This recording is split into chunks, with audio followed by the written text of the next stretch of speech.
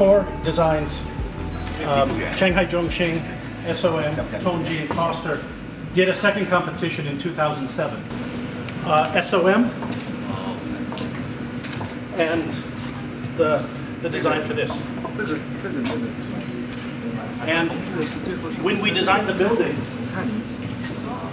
we didn't have a podium. There was no podium for the design.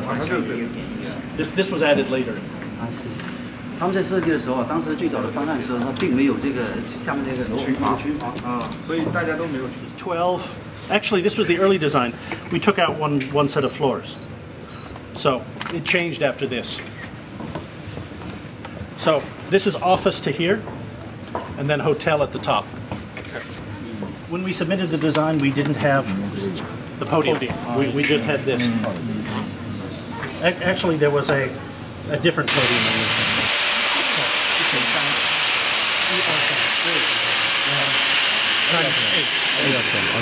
There's 3 in the lobby, and then there's 24 above it.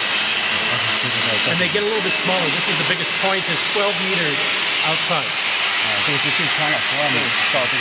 then it gets smaller and tighter as it goes on. And there's a 1-hour fire separation from here to in there. This whole wall here is a 1-hour separated wall. That wall up there will take an hour for a fire to migrate through, which is a very difficult thing to do. And then a little over 2,000 square meters. So the rooms in this building, one room is bigger than most buildings in Shanghai. 2,000 square meters is an office building footprint because that's one fire zone. So this is one of the biggest rooms in Shanghai for meetings. So this will have electronics in it, and then there'll be a heater here, a fin tube heater. So air will come in here so I can heat this in the winter. And there's also a condensation.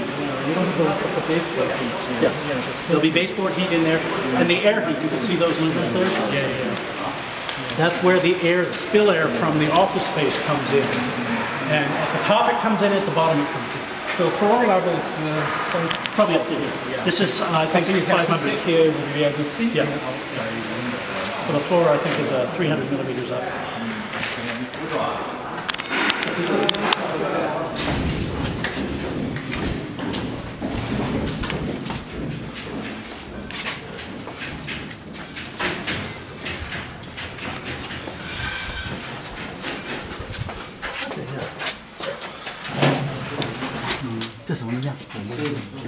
The isolation, there's a concrete floor, then there's a pad of neoprene, then concrete, that's 300. 300 isolations. Right.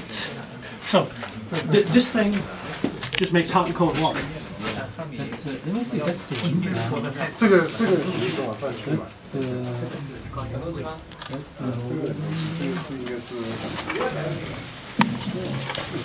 Okay, let's go down one more floor.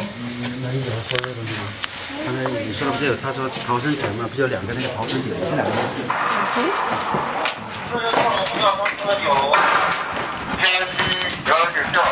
It's metal that's too big.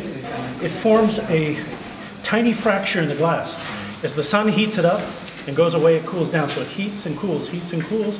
What will happen is it'll create a fissure and break for no reason. There's one cracked panel right here. Oh, there's a lot of cracked panels. But generally, a contract says about 5% of the glass will break and have to be replaced. So when you design a building, you have to plan to replace the glass. Because the nickel sulfide inclusion happens within about a year after they manufacture the glass. But a bird could fly into it. A typhoon could have a rock fly into it and break the glass. You know, someone could fall from a desk or throw a chair and break a glass. It has to be replaced.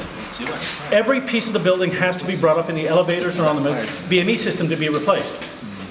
This glass looks like it was broken either from the inside, or we can go take a look at construction and see what happens. It just gets destroyed. So they just leave it like this until the building's finished.